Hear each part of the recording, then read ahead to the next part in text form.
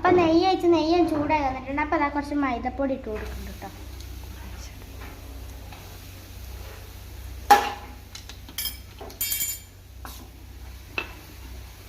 ഇതൊരിക്കലും അടിയിൽ കട്ട പിടിക്കാൻ പാടില്ല കേട്ടോ.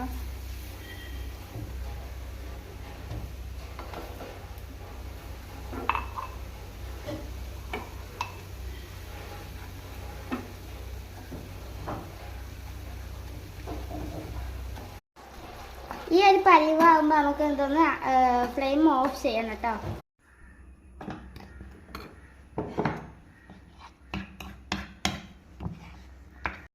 ഈ ഒരു പാൽക്കോവൻ്റെ ഇതിലേക്ക് പൊടിച്ച പഞ്ചസാര കുറച്ച് ഇട്ടാണ് നല്ലതുപോലെ നമുക്ക് ഇളക്കിയെടുക്കാം കേട്ടോ.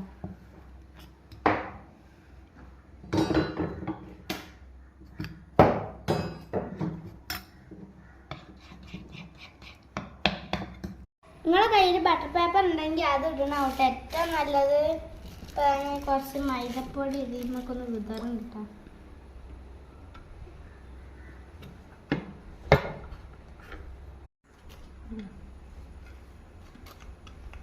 ബട്ടർ പേപ്പർ കയ്യിലുള്ളവർ അത് വെക്കുക, അല്ലെങ്കിൽ ഇതുപോലെ ചെയ്യുക. ബട്ടർ പേപ്പർ വെക്കുന്നതാവും ഏറ്റവും നല്ലത്. എന്താ ഇനി ഈ മിക്സ് നമുക്ക് ഇതിലേക്ക് ഒഴിച്ചിട്ട് കൊടുക്കട്ടെ.